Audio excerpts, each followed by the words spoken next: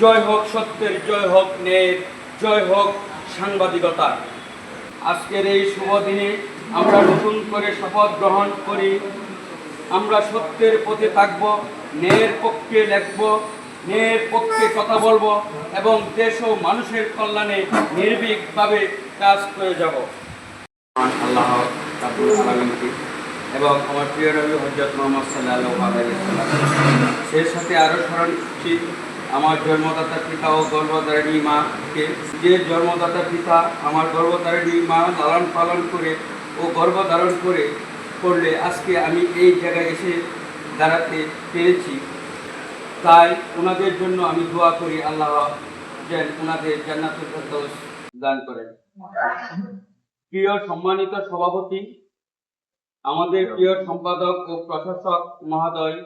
প্রকাশক মহোদয়, সম্মানিত নির্বাহী সম্পাদক, আমন্ত্রিত অতিথিবৃন্দ এবং আমার প্রাণের সহকর্মী সাংবাদিক ভাই ও বোনেরা, আসসালামু আলাইকুম। আজকের এই দিনটি আমাদের জন্য শুধু আনন্দের নয়, গর্বেরও কারণ আজ আমরা উদযাপন করছি আমাদের প্রিয় জাতীয় দৈনিক শেষ সংবাদ পত্রিকার প্রতিষ্ঠা বার্ষিকী। একটি সত্য, সাহস এবং দায়িত্ববোধের প্রতীক। এই পথ চলা সহজ ছিল না। অনেক সংগ্রাম, চ্যালেঞ্জ এবং পরিশ্রমের মধ্য দিয়ে আজকে এই অবস্থানে পৌঁছেছে আমাদের এই প্রিয় প্রতিষ্ঠান। আমি গভীর কৃতজ্ঞতার সাথে স্মরণ করছি আমাদের সম্মানিত সম্পাদক ও প্রকাশক মহোদয়কে, যার দূরদর্শনীয় নেতৃত্বে আমাদের পথ দেখিয়েছে এবং নির্বাহী সম্পাদকের নিরলস পরিশ্রম ও দিক নির্দেশনায় আমাদেরকে এগিয়ে নিয়ে আসছে সামনের দিকে।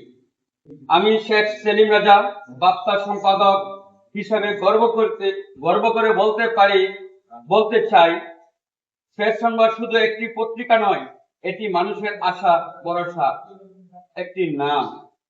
এটি অন্যায়ের বিরুদ্ধে প্রতিবাদের ভাষা এবং সত্যের নির্ভীক উচ্চারণ। আমাদের সকল সহকর্মী সাংবাদিক ভাই ও বোনেরা, আপনারা এই পত্রিকার প্রাণ। আপনাদের সততা, সাহস এবং পরিশ্রমে আমাদের শক্তি।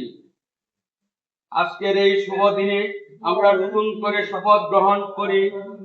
আমরা সত্যের পথে থাকব, ন্যায়ের পক্ষে লিখব, ন্যায়ের পক্ষে কথা বলবো এবং দেশ ও মানুষের কল্যাণে নির্ভীকভাবে কাজ করে যাব।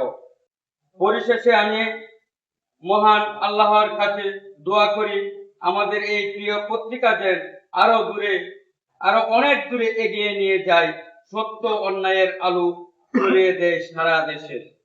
সবাইকে আমার আন্তরিক ধন্যবাদ জানিয়ে আজকের মতো এখানে শেষ করছি আমার সংক্ষিপ্ত বক্তব্য। জয় হোক সত্যের, জয় হোক ন্যায়ের, জয় হোক সাংবাদিকতা।